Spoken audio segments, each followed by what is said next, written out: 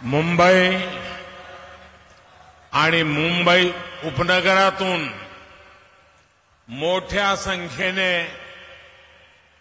उपस्थित सर्वांना माझा नमस्कार।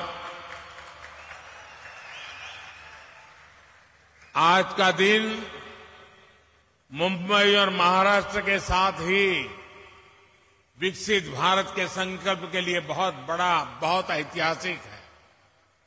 आज विकास का ये उत्सव भले ही मुंबई में हो रहा है, लेकिन इस पर पूरे देश की नजर है। आज दुनिया के सबसे बड़े सी ब्रिज में से एक ये विशाल अटल सेतु देश को मिला है। ये हमारे उस संकल्प का भी प्रमाण है कि भारत के विकास के लिए हम समंदर से भी टकरा सकते हैं, लहरों को भी चीर सकते हैं। आज का ये कार्यक्रम संकल्प से सिद्धि का भी प्रमाण है। मैं 24 दिसंबर 2016 का दिन नहीं भूल सकता, जब मैं Mumbai trans harbour link Atal Setu के शिलान्यास के लिए यहां आया था। तब मैंने छत्रपति शिवाजी महाराज को नमन करते हुए कहा था कि लिख कर रखिए, देश बदलेगा भी और देश बढ़ेगा भी। जिस व्यवस्था में सालों साल काम लटकाने की आदत पड़ गई थी, उससे देशवासियों को कोई उम्मीद बची नहीं थी। लोग सोचते थे कि उनके जीते जी बड़े प्रोजेक्ट पूरे हो जाएं, ये मुश्किल ही है। और इसलिए मैंने कहा था, लिख कर रखिए, देश बदलेगा और जरूर बदलेगा। ये तब मोदी की गारंटी थी। और आज मैं छत्रपति शिवाजी महाराज को फिर नमन करते हुए, मुम्बरा देवी को नमन करते हुए, सिद्धि विनायक जी को प्रणाम करते हुए ये अटल सेतु मुंबईकरों को, देश के लोगों को समर्पित कर रहा हूं। कोरोना के महासंकट के बावजूद मुंबई ट्रांस हार्बर लिंक का काम बहुत पूरा होना बहुत बड़ी उपलब्धि है। हमारे लिए शिलान्यास, भूमि पूजन, उद्घाटन और लोकार्पण सिर्फ एक दिन का कार्यक्रम भर नहीं होता। नहीं, ये मीडिया में आने के लिए और जनता को रिझाने के लिए होता है। हमारे लिए हर प्रोजेक्ट भारत के नवनिर्माण का माध्यम है। जैसे एक एक ईंट से बुलंद इमारत बनती है, वैसे ही ऐसे हर प्रोजेक्ट से भव्य भारत की इमारत बन रही है। साथियों, आज यहां देश के मुंबई और महाराष्ट्र के विकास से जुड़े हुए 33,000 करोड़ रुपए के प्रोजेक्ट का शिलान्यास और लोकार्पण हुआ है। ये प्रोजेक्ट रोड, रेल, मेट्रो, पानी जैसी सुविधाओं से जुड़े हुए हैं। आज व्यापार जगत को मजबूती देने वाली आधुनिक भारत रत्न और नेक्स्ट वन बिल्डिंग भी मुंबई के लिए को मिली है। इसमें से अधिकतर प्रोजेक्ट तब शुरू हुए थे जब महाराष्ट्र में पहली बार डबल इंजन की सरकार बनी थी। इसलिए महाराष्ट्र में देवेंद्र जी से लेकर के अब एकनाथ शिंदे जी, अजीत पवार जी तक पूरी टीम के प्रयासों का परिणाम है। मैं उन सबको बधाई देता हूं। मैं आज महाराष्ट्र की बहनों को भी बधाई दूंगा। इतनी बड़ी तादाद में महिलाओं का आना, इन माताओं बहनों का हमें आशीर्वाद देना, इससे बड़ा सौभाग्य क्या होता है। देश की माताओं बहनों बेटियों के सशक्तिकरण की जो गारंटी और जो गारंटी मोदी ने दी है ना, उसको महाराष्ट्र सरकार भी आगे बढ़ा रही है। मुख्यमंत्री महिला सक्षमीकरण अभियान, नारी शक्ति दूत एप्लीकेशन और लेख लाड़की योजना, ऐसा ही एक उत्तम प्रयास है। आज यहां इस आयोजन में हमें आशीर्वाद देने के लिए इतनी बड़ी संख्या में हमारी माताएं, बहनें और बेटियां आई हुई है। विकसित भारत के निर्माण के लिए भारत की नारी शक्ति का आगे आना, नेतृत्व करना उतना ही आवश्यक है। हमारी सरकार का निरंतर प्रयास है कि माताओं, बहनों, बेटियों के रास्ते में आने वाली हर रुकावट को दूर करें, उनकी जिंदगी आसान बनाएं। उज्ज्वला का गैस सिलेंडर हो, आयुष्मान योजना के तहत 5 लाख रुपए के मुफ्त इलाज की सुविधा हो, जनधन बैंक खाते हो, पीएम आवास के पक्के घर हो, घरों की रजिस्ट्री महिलाओं के नाम हो, गर्भवती महिलाओं के बैंक खाते में 6,000 रुपया भेजना हो, नौकरी करने वाली महिलाओं को वेतन के साथ 26 हफ्ते की छुट्टी देना हो, सुकन्या समृद्धि खातों के माध्यम से ज्यादा ब्याज देना हो, हमारी सरकार ने महिलाओं के हर चिंता का ध्यान रखा है। डबल इंजन की सरकार किसी भी राज्य में हो, महिला कल्याण उसकी सबसे प्रथम प्रमुख हमारी गारंटी है। आज जो योजनाएं शुरू हो रही है वो भी इसी दिशा में बड़ा कदम है। मेरे परिवारजनों, बीते कई दिनों से देश में Mumbai trans harbour link Atal Setu की चर्चा हो रही है। आज जो कोई अटल सेतु को देख रहा है, तो इसकी तस्वीरें देख रहा है, वो गौरव से भर उठता है। कोई इसकी विशालता से, समुद्र के बीच उसकी अड़िग छवि से मंत्रमुग्ध है, कोई इसकी इंजीनियरिंग से प्रभावित है। जैसे इसमें जितनी वायर लगी है, उससे पूरी पृथ्वी के 2 बार चक्कर लग सकते हैं। इस प्रोजेक्ट में जितना लोहा, स्टील इस्तेमाल किया है, उससे हावड़ा ब्रिज 4 हावड़ा ब्रिज और 6 स्टैच्यू ऑफ लिबर्टी का निर्माण हो सकता है। कोई इस बात से खुश है कि अब मुंबई और रायगढ़ की दूरी और सिमट गई है। जिस यात्रा में पहले कई घंटे लगते थे, अब वही यात्रा कुछ मिनटों में ही हो जाया करेगी। इससे नवी मुंबई के साथ साथ पुणे और गोवा भी मुंबई के और पास आ जाएंगे। इस ब्रिज को बनाने में जापान ने जो सहयोग किया है, उसके लिए मैं जापान सरकार की विशेष रूप से आभारी हूं। मैं आज अपने प्रिय मित्र स्वर्गीय शिंजो आबे को जरूर याद करूंगा। इस ब्रिज के निर्माण को जल्द से जल्द पूरा करने का संकल्प हम दोनों ने मिलकर लिया था। लेकिन साथियों, अटल सेतु को हम इतने सीमित दायरे में नहीं देख सकते।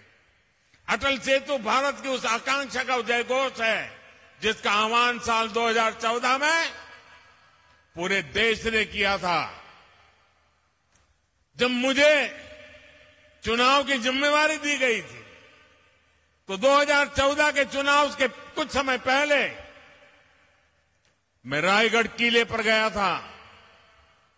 छत्रपति शिवाजी महाराज की समाधि के सामने बैठ करके कुछ पल मैंने बिताए थे उन संकल्पों को सिद्धि में बदलने की, उनकी इच्छा शक्ति, जनशक्ति को राष्ट्र शक्ति बनाने की उनकी दृष्टि थी। सब कुछ मेरी आंखों के सामने और आशीर्वाद बनकर के आया था।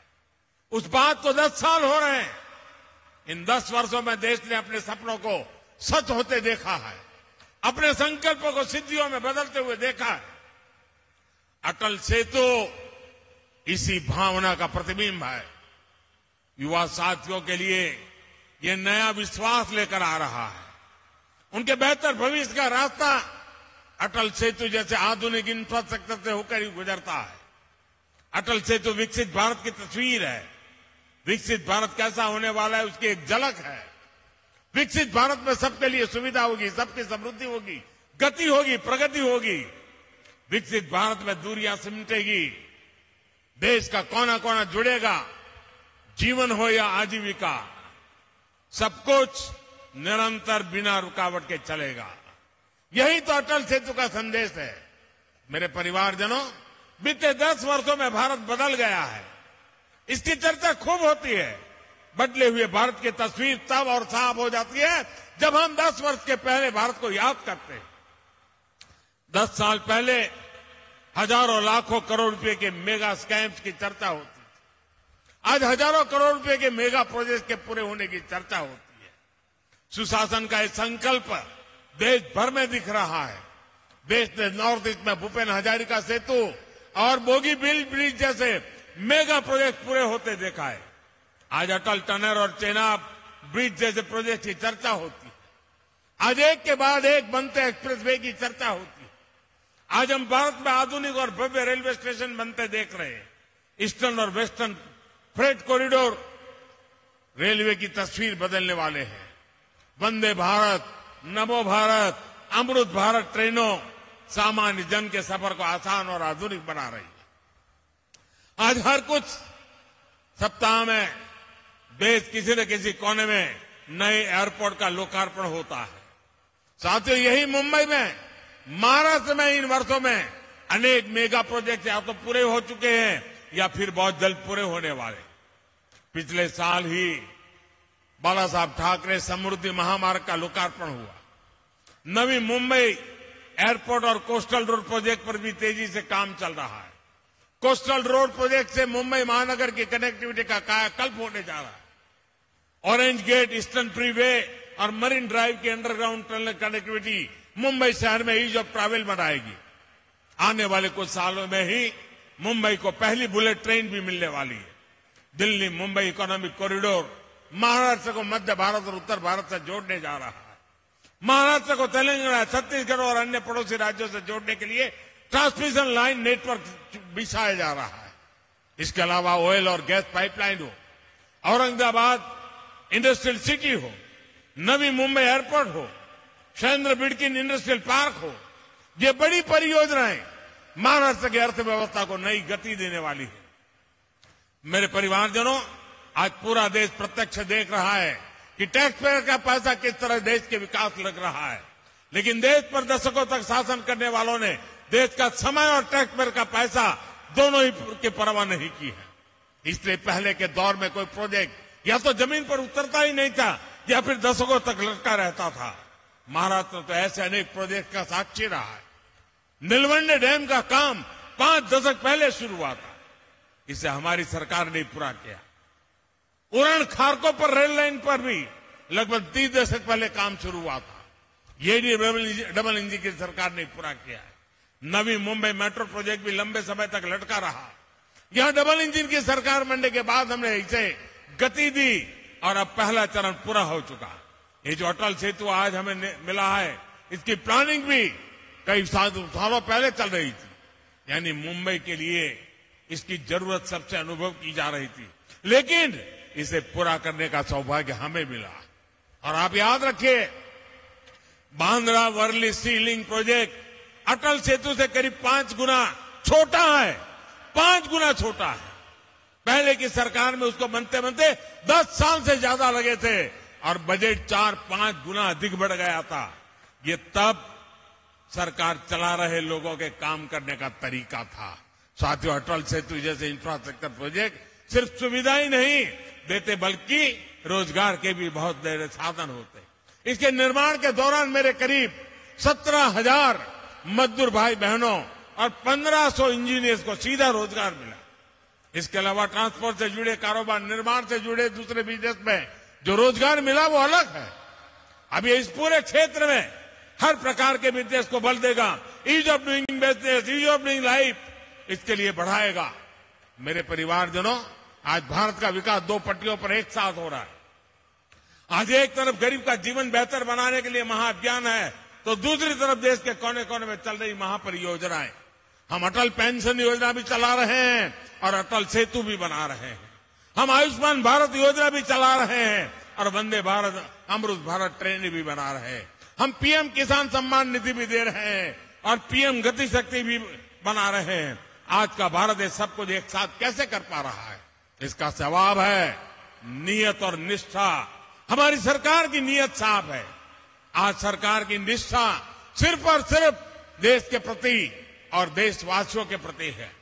और जैसी नियत होती है, जैसी निष्ठा होती है, वैसे ही नीति भी होती है और जैसी नीति होती है वैसी रीति भी होती है। जिन्होंने लंबे समय तक देश पर शासन किया, उनकी नीयत और निष्ठा दोनों सवाल के घेरे में रही। उनकी नीयत सिर्फ सत्ता हासिल करने की रही, वोट बैंक बनाने की रही, अपनी तिजोरियां भरने की रही। उनकी निष्ठा देशवासियों के प्रति नहीं, बल्कि सिर्फ और सिर्फ अपने परिवारों को आगे बढ़ाने तक ही सीमित रही। इसलिए वो न विकसित भारत के बारे में सोच सके, न आधुनिक इंफ्रास्ट्रक्चर को लक्ष्य बना सके।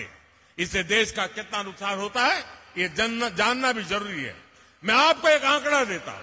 2014 से पहले के 10 सालों में इंफ्रास्ट्रक्चर के लिए सिर्फ 12 लाख करोड़ रुपए बजट दिया गया था, जबकि हमारी सरकार ने 10 वर्षों में हमने 44 लाख रुपए का बजट इंफ्रास्ट्रक्चर के लिए दिया है। तभी तो आज देश में इतने बड़े बड़े प्रोजेक्ट चल रहे हैं। महाराष्ट्र में ही केंद्र सरकार करीब 8 लाख करोड़ रुपए के इंफ्रास्ट्रक्चर प्रोजेक्ट या तो पूरा कर चुकी है या उन पर काम चल रहा है। यह राशि हर सेक्टर में रोजगार के नए अवसरों को बढ़ा रही है। साथियों, हम आज देश के हर परिवार को बुनियादी सुविधाओं के सैचुरेशन यानी 100% कवरेज का मिशन लेकर चल रहे हैं। विकसित भारत संकल्प यात्रा के तहत आज मोदी की गारंटी वाली गाड़ी देश के कोने कोने में पहुंच रही है। मोदी की गारंटी वहां से शुरू होती है जहां दूसरों से उम्मीदें खत्म हो जाती हैं।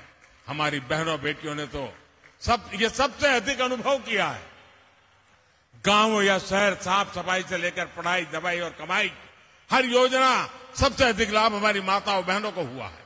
पीएम जन औषधि केंद्रों पर 80% डिस्काउंट के साथ दवाई दी जा रही है। मोदी की गारंटी गरीब परिवार की बहनों को पक्का घर देने की है। जिन्हें पहले किसी ने नहीं पूछा, उन्हें पहली बार मोदी ने पूछा है। उन्हें बैंकों से मदद दिलवाई। पीएम स्वनिधि योजना से यहां मुंबई के भी हजारों रेहड़ी पटरी वाले भाई बहनों को फायदा हुआ है। हमारी सरकार महिला सेल्फ हेल्प ग्रुप को भी मदद दे रही है। बीते कुछ सालों में हमने बहनों को लखपति दीदियां बनाई है और अब मेरा संकल्प है आने वाले सालों में 2 करोड़, ये आंकड़ा सुनकर के कुछ लोग चौंक जाते हैं, 2 करोड़ महिलाओं को मैं लखपति दीदी बनाने का लक्ष्य लेकर के चल रहा हूं। महाराष्ट्र के एनडीए सरकार ने जो ये नया अभियान चलाया है, ये नारी सशक्तिकरण में बहुत बड़ी भूमिका निभाएगा। मुख्यमंत्री महिला सक्षमीकरण अभियान और नारी शक्ति दूत अभियान से महिलाओं के विकास को नई गति मिलेगी। मैं आपको विश्वास दिलाता हूं, डबल इंजन सरकार महाराष्ट्र के विकास के लिए ऐसे ही समर्पित भाव से काम करती रहेगी। महाराष्ट्र विकसित भारत का एक मजबूत स्तंभ बने, इसके लिए हम कोई कसर बाकी नहीं छोड़ेंगे। एक बार फिर आप सभी को इस नए प्रोजेक्ट के लिए मैं बहुत बहुत बधाई देता हूं। माताओं बहनों को विशेष रूप से प्रणाम करता हूं। आपने इतनी बड़ी तादाद में आकर हमें आशीर्वाद दिए, बहुत बहुत धन्यवाद।